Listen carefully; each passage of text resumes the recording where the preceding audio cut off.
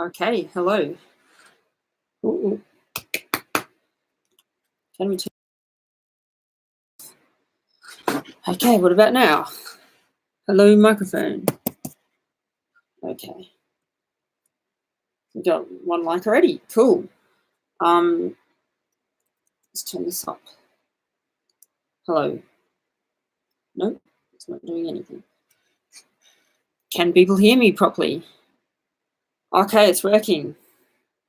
It's just showing low thingos on my microphone reading. Okay. Hello, Albert. Hello, SG, Tudball.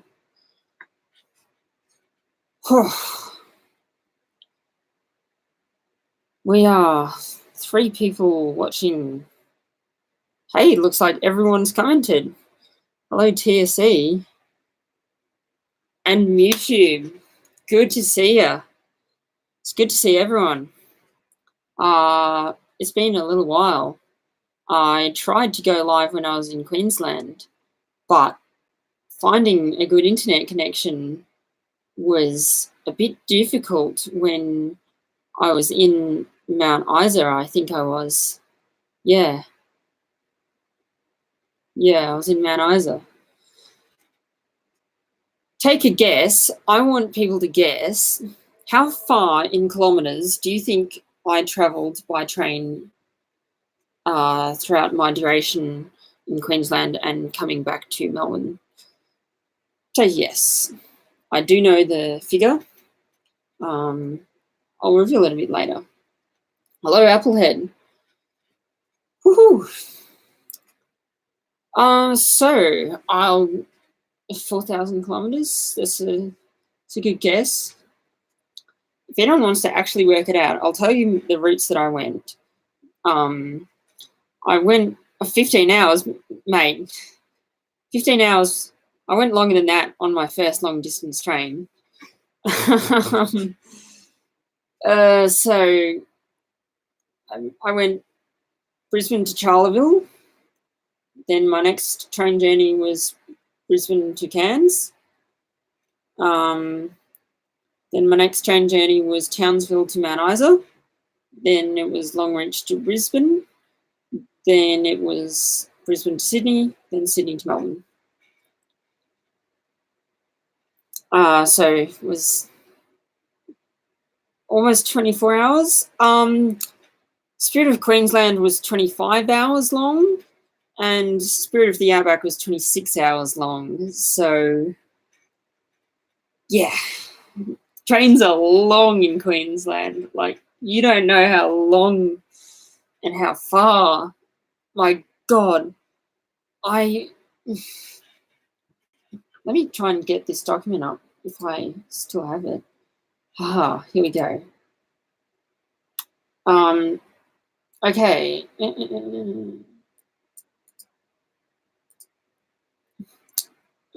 not 200. Okay, I am not able to display this on the screen, but I summed up all of the long distance trains in Queensland and all of the long distance trains in Victoria to compare the figures. Now, this isn't how far I travelled. This is just all the long distance trains in Queensland. Hang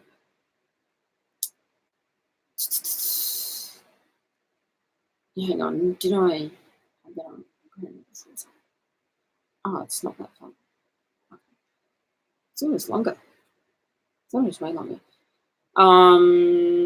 So 4,500 kilometres is the total long distance train kilometres in Queensland, and in Victoria it's just over 2,000.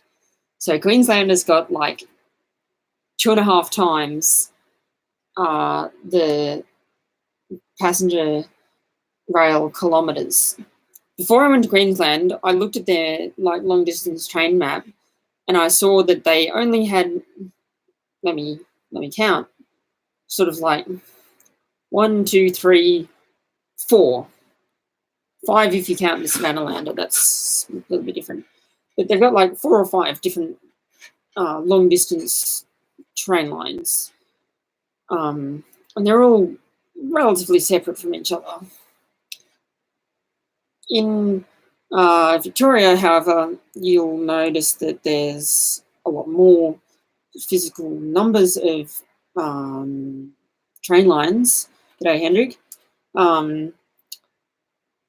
It is far, far less kilometres-wise. I didn't think, like, once I got to Queensland, I was like, actually, trains go quite far in Queensland. I think it'd be an interesting comparison. I think it'll be close. I think it'd be close, the kilometres in Queensland versus Victoria, but no. 2.5 times the amount of distance in Queensland. So it's incredible. Anyway, we'll get on to that. First, few brief general channel updates. Firstly, video scheduling. I'm probably going to drop back to once every 2 weeks for a little bit. Yeah, I really need to work hard at uni. Long story, basically, I need to get really, really good marks, and it's going to be tough. So every 2 weeks it's going to be. I do have a video already done, scheduled, everything coming out tomorrow night. That's going to be of an abandoned taxi joint that I checked out with Leaky Mac. Other urbexes have now discovered it. I went a while ago, I think it was in January or something like that. Yeah, and other urbexes have all discovered it now, and word has spread, and the place is now on its way to becoming the next lifestyle gym.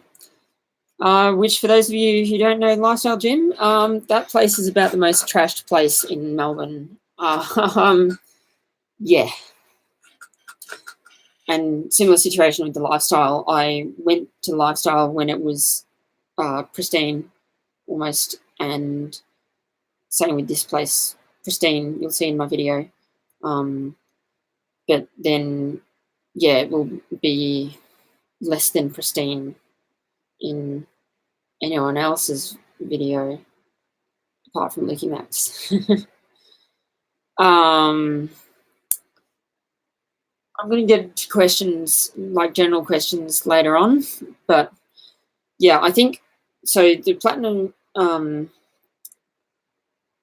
taxi joint is going to be the video next week, tomorrow, and then in 2 weeks' time, I did a poll on Instagram if people were interested in a like a slow TV style video of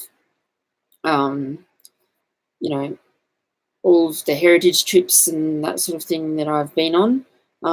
So I think that's going to be relatively easy to put together. So I think I'll have that out in 2 weeks' time, and then it'll be in a month's time that my first of the Queensland videos come out. Yeah. Anything else I can think of for general updates? No. Okay. Queensland versus Victoria. Man, Queensland is an awesome state.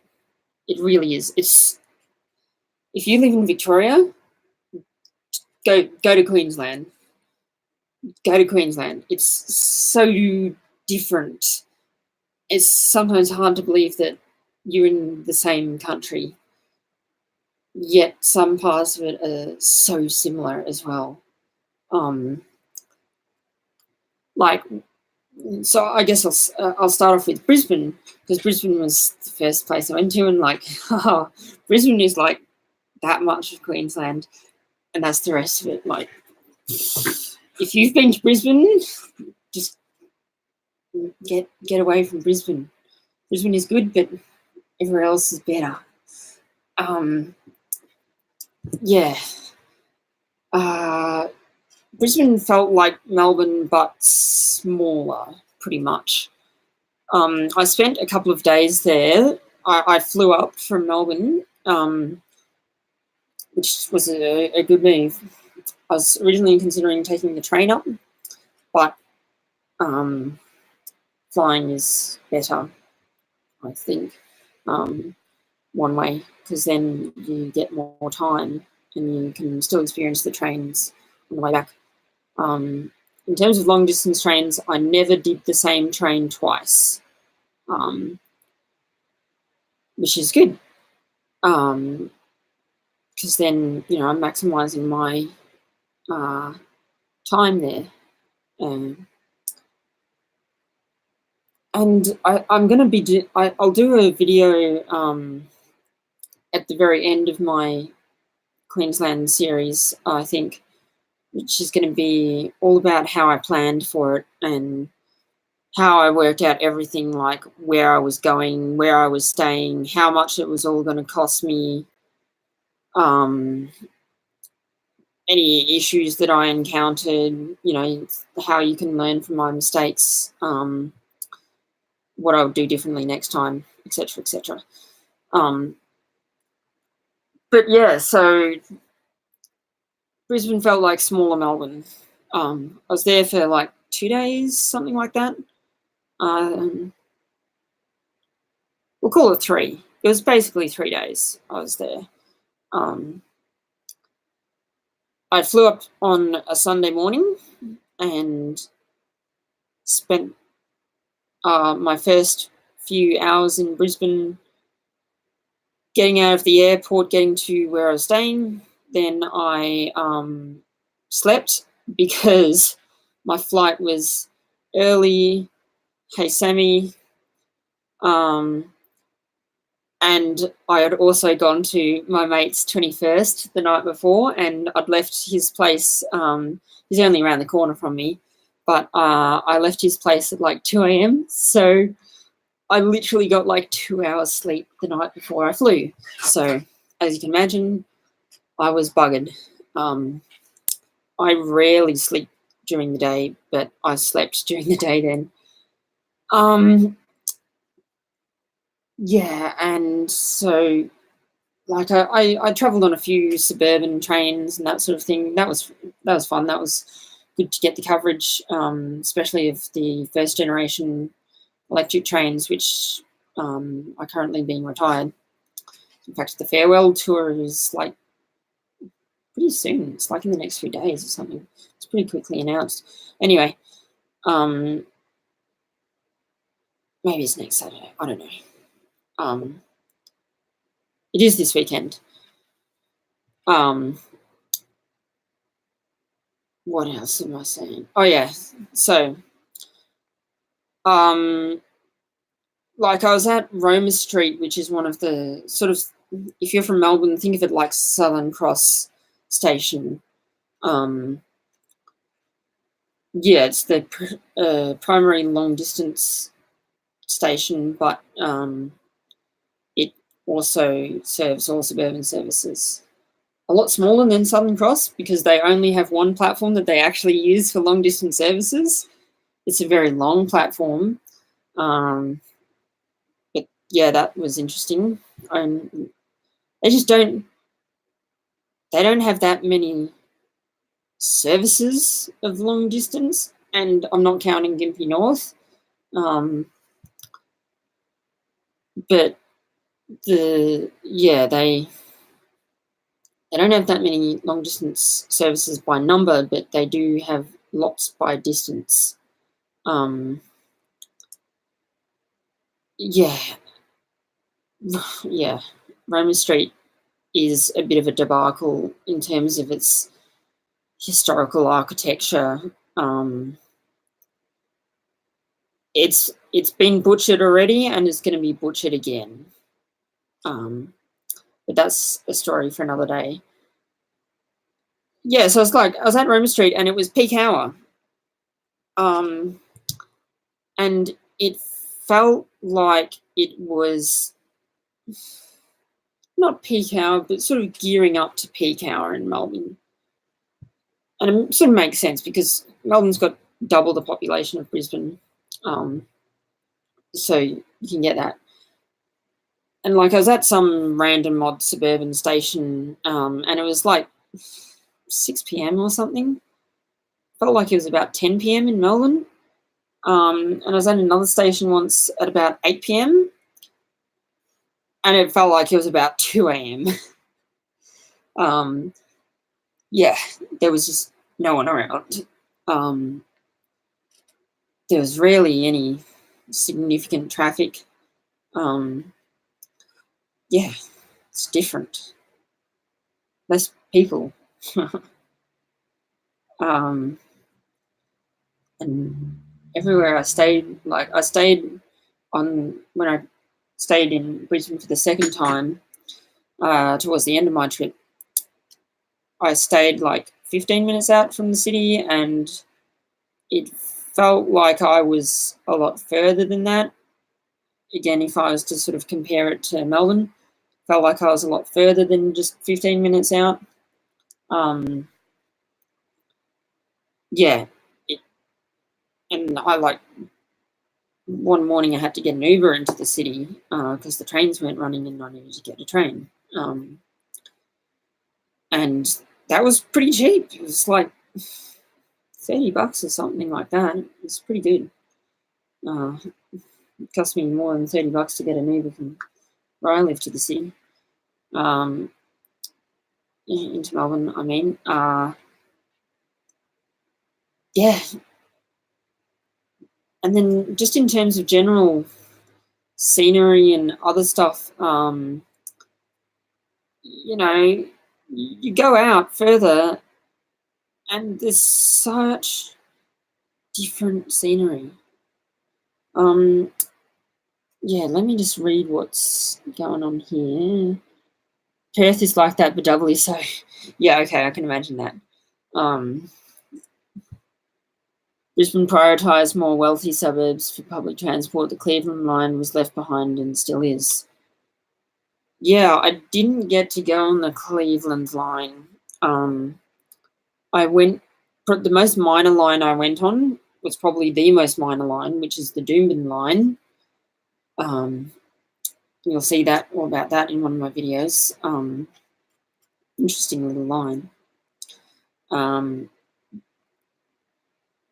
But yeah, it was also interesting coming from Melbourne with all trains running through the city and out to another part of the city. Yeah, I didn't, not used to that.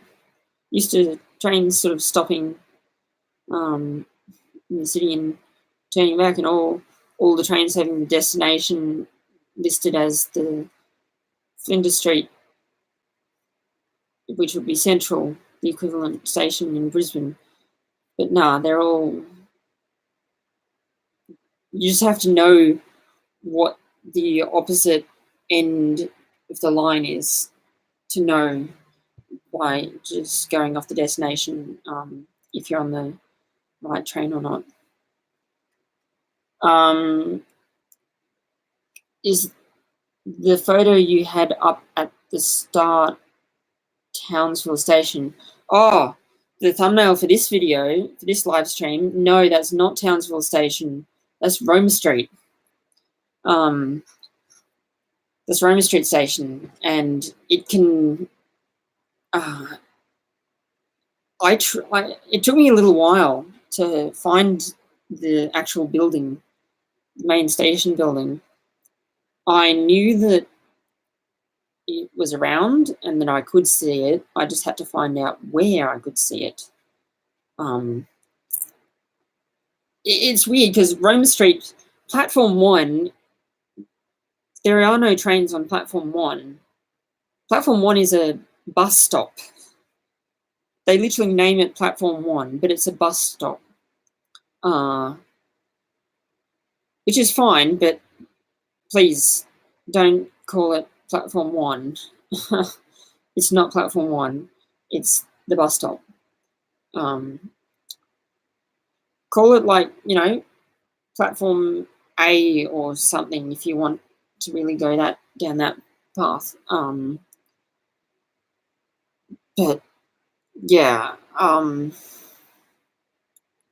platform 2 though is outside of the main sort of area.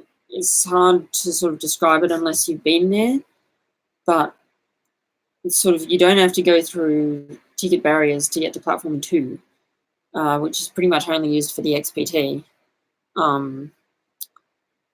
And yeah, so platform 2 is the XPT, and that's where I got the thumbnail photo from, is from platform 2.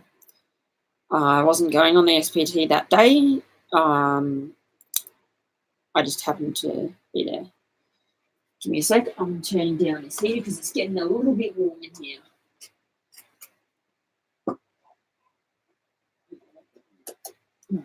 Okay. It is cold outside, and I've got an extra heater in my room, and yeah, because my normal one wasn't cutting it, but now it's getting a little bit toasty.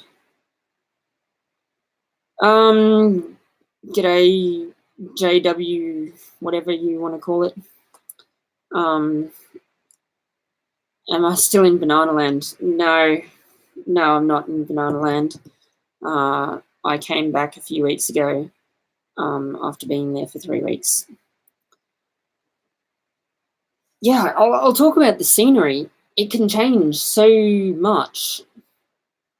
And I mean, it better change so much because of the huge distances you're going. Like, the first long distance train I went on was the Westlander, so Brisbane to Charleville. That was a 17-hour train trip, and it went for 777 kilometres. And yeah, we left at night, so you can't really see too much, but you go out of Brisbane. And the weird thing is that all the trains, all the long distance trains, they're all set up to always face the same direction. It's not like in Victoria where the locomotive runs around and then the train goes like that. No, the train physically turns around at both ends of the journey. It's good. I really like it, actually. It's just odd. What's this? Sydney has a habit of naming pubs after the highest numbered platform at the nearby station +1. Yeah, that's interesting. I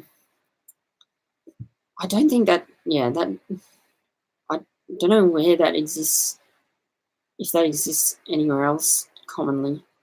Certainly not in Melbourne, certainly not in Queensland, at least I didn't observe it. But yeah. So we left tonight at the Westlander, and sort of we travel out of this sort of city area of Brisbane, and then you get up and you start going slowly because you're crossing the Great Dividing Range. And, there's... For a while they had the lights on in the carriage, so that sort of lit up the outside a little bit, so that was good. And yeah, then they turned the lights off and I couldn't really see anything outside, so that was that. But I stayed up anyway because we were going to be stopping in Toowoomba, and the journey into Toowoomba is an interesting one from a Victorian's perspective, because the way the Queensland's lines are all laid out is just weird, and they've got lots and lots of triangle junctions. Anytime two lines intersect, like, you'll find a triangle junction in Queensland, pretty much. So Toowoomba Station is here, right? And the main, what they call the Western Line, Queensland, no, it's not the Western Line, it's the main line. Queensland has official names for their railway lines. You know, like in Victoria, we have unofficial names for our railway lines. In Queensland, they're all official names. So they've got the main line, which is Ipswich. I think it's weird because of Queensland's early railway history. So I think it goes, and Queenslanders, correct me if I'm wrong, starts at Ipswich, ends at Toowoomba. That's the main line, what you officially call the main line. And sort of the main line comes in like this, and you want to transition to the Western Line, which is sort of up here, from this way is north, sort of direction. You want to go up that way, right? To go onto the Western Line towards Charleville. Toowoomba Station is down here. You want to stop at Toowoomba Station. Fine, so you go that way, right? Wrong. If you went that way, your train would be facing the wrong direction. And because everything always faces the same direction, you actually turn right away from the station at Toowoomba, and then you back in to the station platform. And then once you stay there for a little bit, and I loved it, at certain stations you can get off the train even if it's not your station, because the train's going to be there for 10 minutes or so. You can just get off, have a wander around, take some photos, have a smoke. I think that's a really good idea. I'd love it if we did that in Victoria, but our trains just aren't that long enough. They're not quite long enough to do that sort of thing. Perhaps they could do it if they wanted to, with like the Albury line at, say, the sensible points to do it would be Seymour and Wangaratta, where you do crew changes. But yeah, I don't think it's really viable for Victoria, but it is for Queensland, and I like it, and it's good. And so yeah, you're facing the direction you want to go. And, you pull off from Toowoomba Station and you turn left, and now you're on the Western Line. So it's like, but you can also head directly north from Toowoomba and not west, and I don't know what that line's called. Hendrik says, I could never figure out how to get in Toowoomba. She was always a bit frigid. Yeah. I was mostly unaware of these weird junctions before I came to Queensland. But I'd often be like, if I had any reception at all, even like a bar, I'd be trying to look on my phone on maps and see, okay, where are we going? Is there anything coming up that I should be on the lookout for? Is there anything interesting? Especially if we were coming into a station. And I had the timetable downloaded onto my phone, and you also get a physical copy on the train, on inside one of their magazines, onboard magazines. But yeah, Toowoomba, interesting place. But yeah, then you sort of, after Toowoomba, I sort of went to sleep, and I woke up for sunrise, and man, oh man, was the terrain different. We'd now sort of passed into very arid terrain. It was still a bit green, but it was drying out.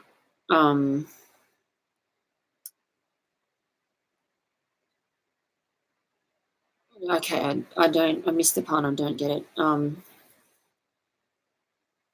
I don't have time to get it, to think about it and get it. Continue on.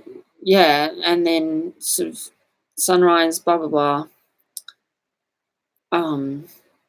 And I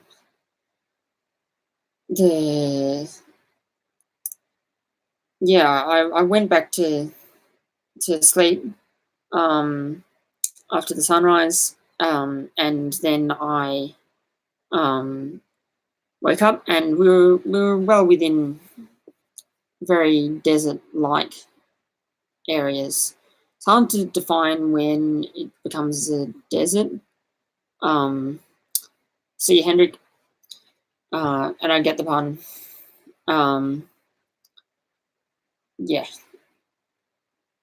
I don't know how you define desert, but it was pretty dry. It reminded me very much of the Millewa and Mallee regions of Victoria. And I guess that's because it's a similar sort of distance away from water, a major water source. So it's a good point to raise. I thought, before I went to Queensland, I thought, you don't really get the outback in Victoria. You do get it in New South Wales. You do get it in Queensland. I've changed my mind.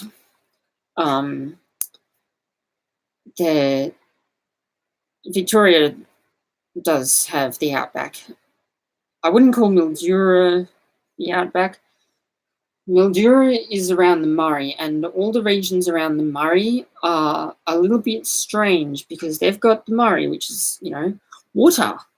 And so when water is around, stuff changes. Stuff is more green. Who would have thought? But the Millewa region, that's very dry. I believe I'd call the Millewa region, which is sort of a subsection of the Mallee, it's sort of the southern end of it. Yeah, that's very much outback in Victoria, in my opinion.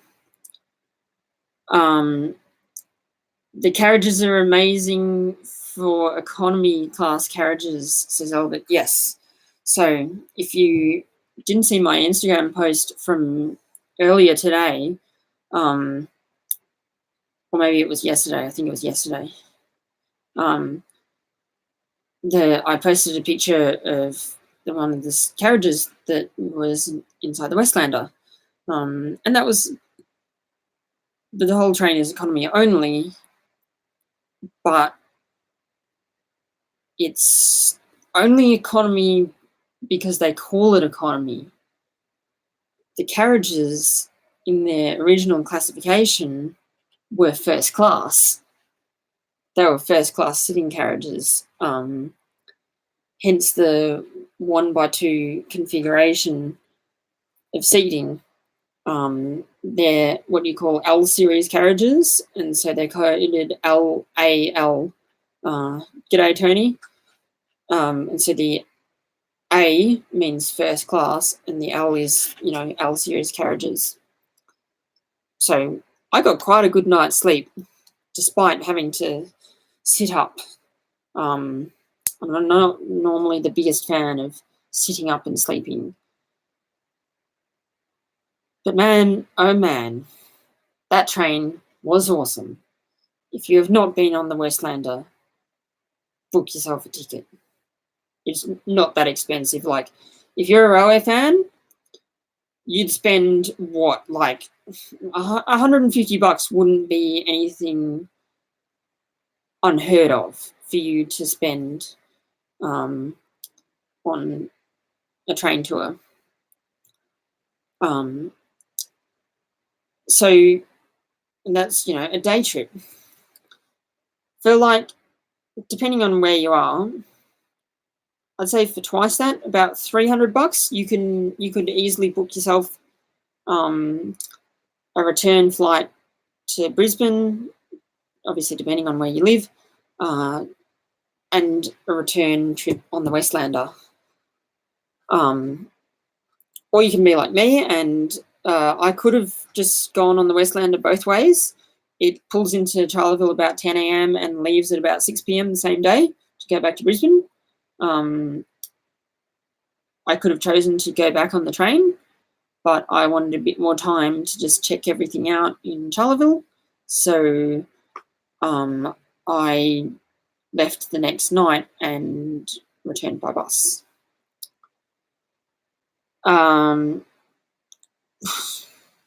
Red Hen has just joined and asked, did I go to Longreach? I did. I'll talk about that. I guess you can talk about it now. Longreach was proper first class. I went to Longreach from Mount Isa and then got the train from Longreach down to Brisbane via Rockhampton. And I got a proper first class seat on that. Single sleeper cabin. The first class, like, that train was expensive. That one was $450, something like that. But for what you get, that's a good price. Or if you're thinking of going, if you're like me and you're like, gee, I'd love to go on the GAN, but fuck me, is it bloody expensive? You know, $4,000 one way, no thanks. I'll spend my $4,000 on a whole bunch of other train trips, thanks very much. Do the Spirit of the Outback, Brisbane to Longreach or vice versa. You get the same. I've nicknamed it the poor man's GAN because you get the same sort of, outback-ish experience, but, it's only 26 hours as opposed to like 3-4 days on the GAN. But you get the same sort of general experience. You get similar levels of service, but it's a lot cheaper and I was going to say feels cheaper. It doesn't feel cheaper. It feels less popular, and I mean that in the best way possible. It's nice. You feel like you know everyone on board, whereas the GAN, how could you possibly feel that on that train? I mean, when you've got a passenger train that's the length of a freight train, then that's what you get. I'll still do the GAN one day, but I think that's going to be a few years down the track. Spirit of Queensland was also a favourite of mine. Brisbane to Cairns. If you are trying to go for a long-distance train trip and you are trying to convince someone to come with you who is open to the idea of trains, but that you wouldn't consider them a railway fan, and you sort of, let's just say you need something to convince them to come with you or to let you book the ticket so that they can come along, Spirit of Queensland is the train for you. It's a long train. It's 24 hours, 25 hours actually. And I'd book the rail bed if you can. It's expensive. It's really expensive. It's $800 or something like that, which is like, oh. For the same price, you get so much. For like half the price, you get so much better service on the Spirit of the Outback. But if you're trying to convince someone who's not interested in trains, book the railbed class. You'll thank me later. Anyway, if you're on the cheap like I was, economy class is doable. It is quite expensive. It's like $400. You ask flying isn't $400. So why should I pay $400 to go on the train? Well, it's primarily to serve the towns in between. But yeah, book ahead, especially if it's school holiday time. I made that mistake. I think I've told this story before, but I tried to book. The train was booked out. I couldn't get a ticket.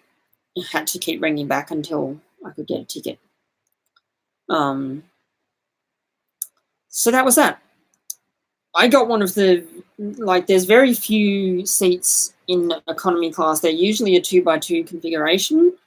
But I was in one of the few spots in the carriages where technically next to you is a wheelchair space, but since you almost certainly won't get somebody in a wheelchair next to you because, that's just how it works. There's plenty of other wheelchair spots on the train. They're never going to fill them all up. And believe me, my train was full. Scenery, awesome. They call it the North Coast Line. Don't expect to see much of the coast. You see bugger all coast. But you do see lots of mountains, lots of forests, you get to cross a few rivers. If I'm using Les terminology, for those of you who know Les, he would call it dreamy. So yeah, dreamy is a word to describe the scenery. I guess it's more. So Red Hen says the GAN is very expensive. I guess it's more of a tourist train than town connecting service as it was a long time ago. Yep, absolutely. It's a cruise ship on wheels. Yeah.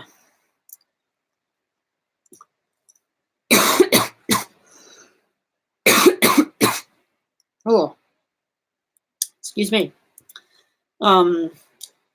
He also says, you see Buggerall Coast, kind of like Great Ocean Road, where you have to go to the lookouts to see stuff. Yep. It's like that. Doesn't detract from the service, though, in my opinion. If you go to Queensland and you can only do one train, assuming you don't live in Queensland, go on the Westlander. If you can only do one, go on the Westlander. That will be your best bet for experiencing something that might not be around in the future, and will give you a really good magical experience. If you've got a bit more time and you can do two. If you're going for good price, I'd go Westlander and Spirit of the Outback, or you could do Spirit of the Outback and the Inlander, and maybe do the Spirit of Queensland down from Townsville or something like that. I don't know. I got one of the single seats in economy, and the seats weren't that comfortable. I had a pretty crappy night's sleep on the Spirit of Queensland. Part of that's my own fault that I was trying to stay up to look at stations and stuff. Part of that's the seats' fault. The seats are leather, but with a cloth cover of the main where your butt sits, and that's good because otherwise they'd be way too slippery slidey. And I was chatting to staff when I was on the Inlander about those seats, and yeah, they were saying that that's a pretty recent addition, and people are also wanting footrests as well, which were noticeably lacking. which you don't really think you miss, but you do. Try to book yourself a single seat if you can. If you're traveling on your own, that way you won't disturb people. If you're traveling with someone else, then okay, consider double seat. But even you could even consider, like, there's a couple of single seats that are like at the very back of the economy carriages that they're both window and they're both aisle, if that makes sense. So it's a 1-by-1 configuration. So you've got the aisle, a seat, a window, a seat, a window. If you're traveling as a pair, you could do that.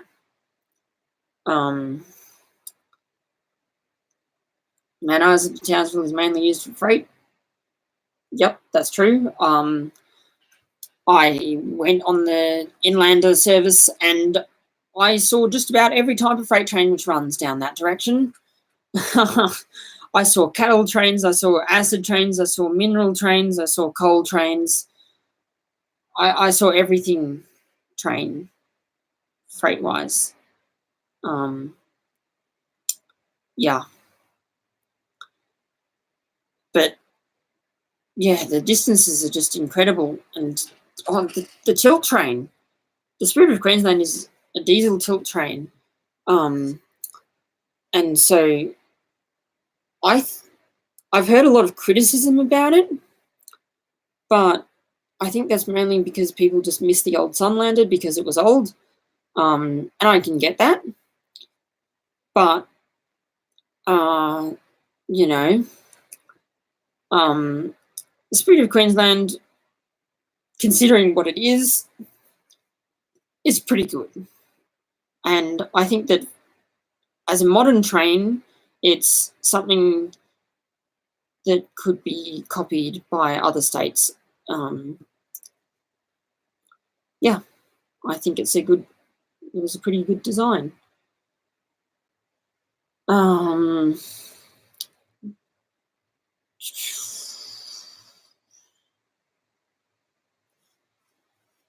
Yeah, if you're into freight trains and you want to go see a lot of freight trains, do the Spirit of Queensland. You get to see a fair amount of freight, especially if you're into your cane railways. Definitely do the Spirit of Queensland. Otherwise, if you're into your freights, yeah, the Inlander is a good trip as well. Do them both. Why not? That's what I did. I didn't actually see any sugarcane trains as such. I saw loaded sugarcane bins, like rail bins, I mean, not rubbish bin. But I didn't, and I saw a few locomotives when I got to go past the mills, but I never saw any moving cane trains. I heard a couple when I was staying in Cairns, but yeah. I actually, when I was in Cairns, I walked along the sugarcane line, which was cool. That was a nice little day. Yeah, just Queensland is a testament to the idea that gauge doesn't really matter so long as you pick one. And I can't see Queensland doing any mass standardisation projects anytime soon, because it'll basically just create breaker gauge problems for them. And if you think about how how everything freight-wise works in the rest of Australia, there's almost as if there's 3 distinct rail systems in Australia. There's what I'd refer to as the national system, which, gets you the main stuff in WA, the main stuff in South Australia, Victoria, New South Wales. But then you've also got the Queensland rail section, which is all of its own gauge. That's system number 2, and system number 3 is the Pilbara. I'd love to go to the Pilbara.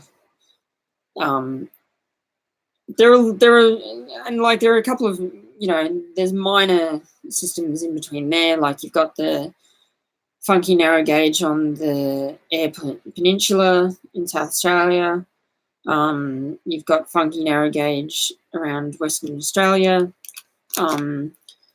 You've got funky broad gauge around Victoria and South Australia. But yeah, in terms of the main systems, Queensland's up there. And they even have like the cane system can be considered a system in its own. When I was on the Spirit of Queensland, our train was actually stopped once just outside of a station, and the announcers said that we were waiting here because the cane mill had forgotten to switch the signals back, and so therefore we couldn't cross, and so they were ringing up the cane mill and getting them to switch it. Apparently that's a big no-no, that they blocking cane trains, blocking QR trains, but hey, it happened. And it didn't affect us too much. That reminds me, Queensland, they build in huge margins into their timetables, and I think that's actually a good thing. They admit that they can't run the trains that well on time, and that's good. At least you admit it. Victoria doesn't admit it, and we suffer the consequences because you think your train's going to arrive and it doesn't. Queensland, I woke up one morning and we were in Mackay, which is about halfway. And we were running, by the time we left Mackay, we were running, I think it was at least 1.5 hours, probably about 2 hours behind schedule. And it was just like, whoa, for me. I've never been that far behind on a scheduled service. It's always been heritage services that have gone that far behind. But what you don't find with the heritage services is they don't make up the time. Queensland Rail, my God, did they make up the time. We arrived into Cairns 15 minutes early. So that's something. I'd rather them run trains a bit slower and be more honest about it than try to run them fast to fail at it and pretend that, nothing's ever happened. Different voltages too between Queensland and Victoria. Yes, Queensland runs 25 kilovolts AC and Victoria runs 1,500 volts DC. And Queensland has benefited from that hugely. Queensland has a huge electrification scheme, whereas Victoria really doesn't. And I think that's primarily due to voltage. For those of you who are unfamiliar with your electronics, basically AC current, alternating current, is much easier to boost the voltage because, voltage and power, for that matter, drops over long distances. And New South Wales does have a pretty large system of 1,500 volts, but it's nowhere near as extensive as Queensland's. Queensland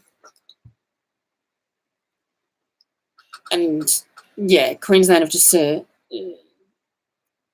25 kilovolts AC works a lot better. With Power is a combination of volts and amps. The higher the amps, the more power you lose over long distances. And so you really want to minimize current. And in order to do that, you want a very high voltage to give you the same amount of power. And so that's why higher voltages and AC is better. New South Wales has shown that you can do a lot with 1,500 volts DC, but it's no question that 25 kilovolts AC is better. The electrification to Traralgon, I think, was an attempt to kickstart mass electrification of the VR system, but didn't go anywhere. Yes. Yeah. The Traralgon line was electrified for freight traffic, for the coal traffic, the briquette traffic. And you'll find that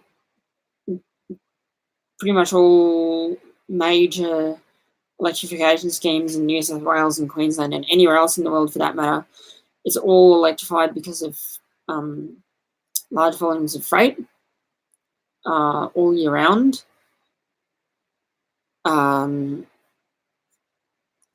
Yeah, as Albert says, you need a lot of substations to boost the power. And so that's why it gets prohibitively expensive.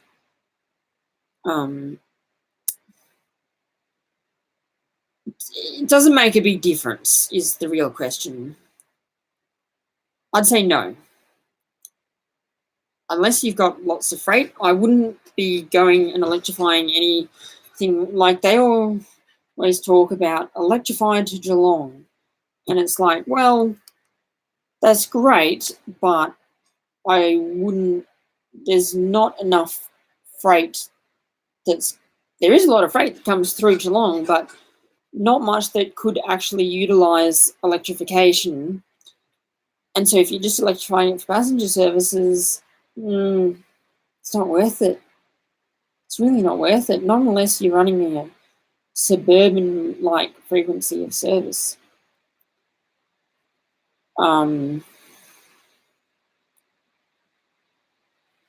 Have I or am I going to see the snow train? I haven't seen it this year.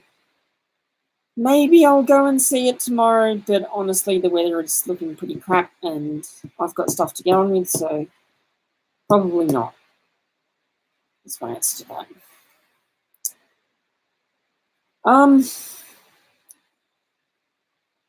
That's pretty much all I can think of for now with Queensland, but if anyone's got any questions or comments about Queensland or anything in general, I'll stick around for another 10 minutes or so and answer anything to do with that. Anything you'd like to see in particular with me and my Queensland documentation, or for that matter, long distance trip planning, yeah.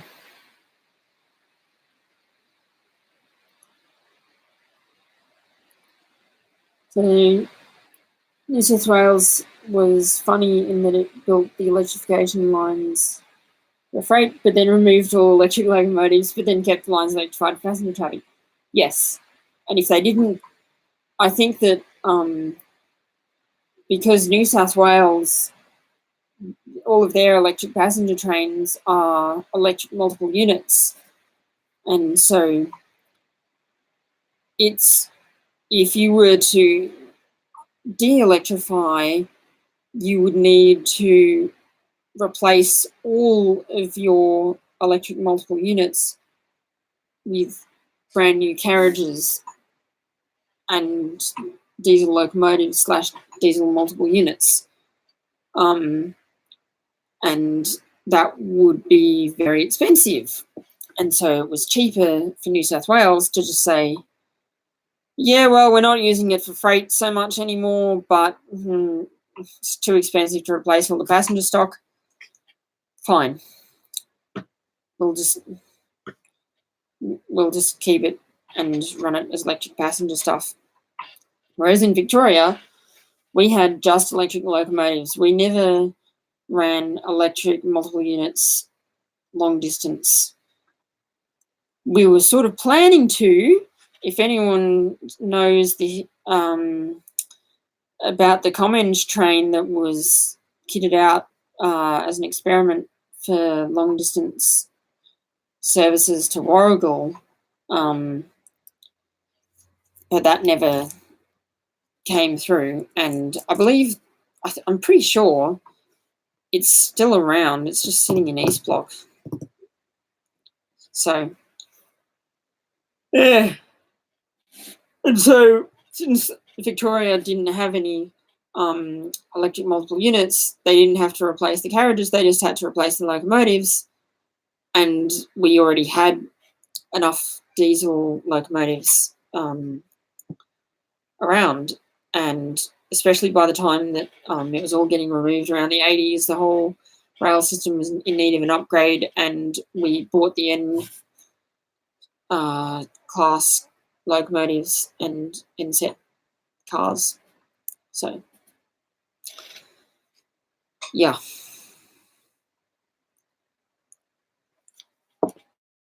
How was the Cranda train? Ah, man, Cranda was awesome. If you're up that way, definitely go Cranda. It is a very nice trip, and you get to see rainforests, which there's nowhere in Victoria that gets that much rain. But thinking of rain, when it rains in Melbourne, I don't think there's ever really been a time in Melbourne where it's rained, and I haven't really cared that it's raining. I've always been like, sucks that it's raining, but whatever. Even in summertime, where it's like, okay, yeah, we definitely need the rain. I'll put up with the rain, but if there was no consequences, I'd have 100% sunny days all year round. But that comes with consequences, so. Whew.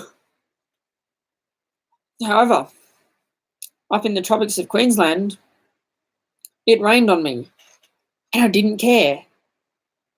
It was just like, meh, it's raining.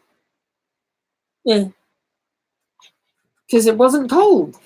The rain wasn't cold. It didn't cool things down at all. It was just, it stayed the same temperature. I loved the consistency of temperature up there. Oh my God.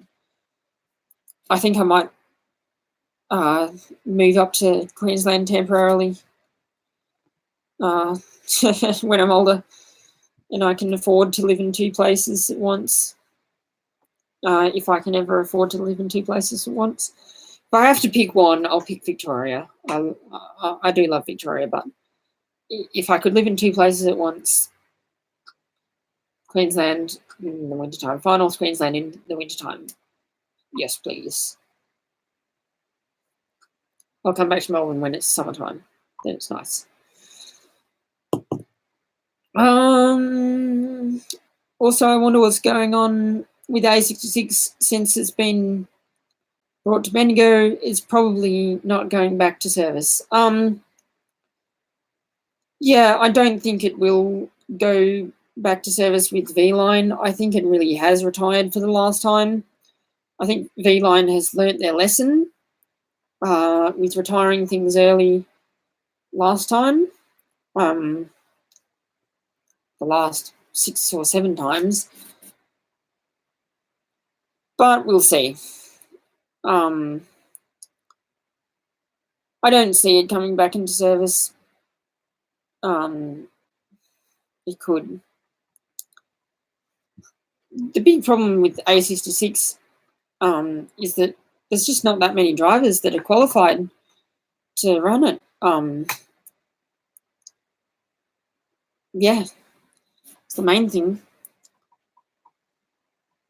It's cheap enough to keep running. Like it shares most of its parts with N classes, so once you've still got the N classes going, as long as it doesn't need an overhaul, which I don't believe it does, it should be all right. I have heard of it potentially going to go to 707, which wouldn't surprise me in the least bit, and I think they totally deserve it.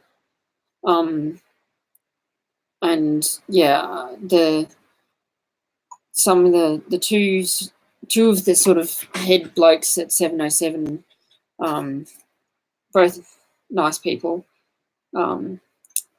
They are reasonably high up in V-line, and so they can sort of get some favours done. Speaking of 707, like, those guys are really taking great strides forward. They're really transitioning from a small heritage operator who maybe runs 1 or 2 trips a year to a serious competitor to Steam Rail. I don't say that in a way that I'm not trying to be negative towards Steam Rail. Steam Rail do great work. I'm good friends with many of the people in Steam Rail. But yeah, I think 707 have really seen a gap in the market where Steam Rail have their rhythm, right? Steam Rail have their rhythm if they run pretty much 90% of the same train trips per year. And that's a good thing, because it means that it's a proven system and it works and they sell. And it's for the general public. But I think that 707 has struck a nice balance where they have regular themes for their tours, but they switch up the destinations fairly frequently. And yeah, and they do lots of long distance services there. 707 have done a great job really gearing themselves up to go for weekender trains. All they need now really is a dining car of their own. They're okay for now borrowing one of Seymour, because Seymour has multiple, but they really need one of their own. And Steam Rail are currently in the middle of restoring a dining car, so it'll be good for them as well.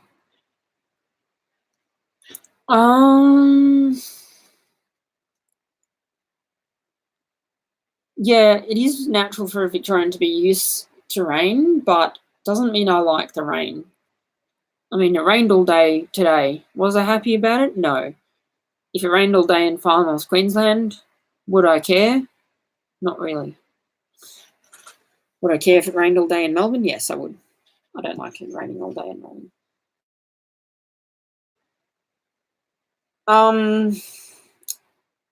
Oh, yeah, you bring up a good point with SSR, whether they might grab A66.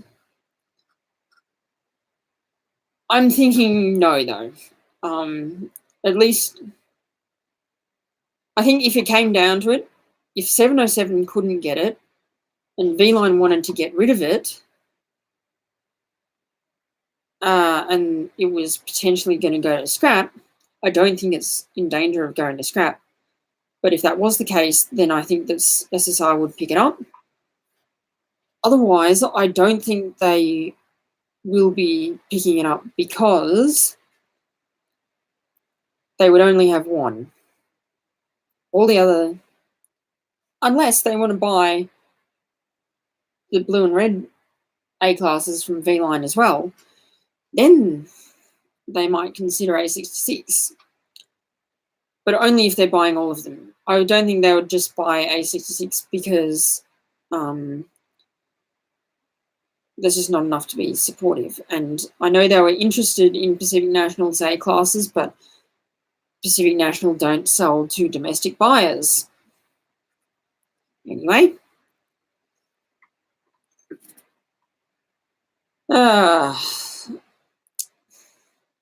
Well, any last minute comments or questions? Because otherwise I think I'll wrap it up. It's been an hour and 10 minutes.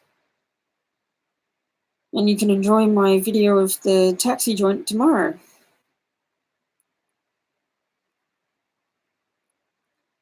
Victoria does really well at running heritage trains, particularly heritage steam compared to New South Wales.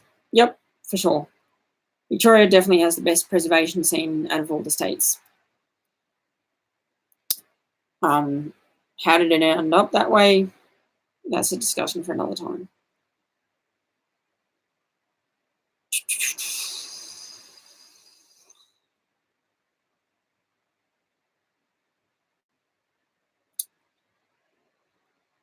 Okay, I think I'm going to wrap it up because there's only 2 people watching and looks like it's Albert and Red Hen. And since you guys don't have any comments, I think that that's going to be it for me. Now that we're down to 1. Anyway, thanks for tuning in. I'll keep live streaming every 2 weeks. I'll upload every 2 weeks as well. All right. See ya. End stream. Bye-bye.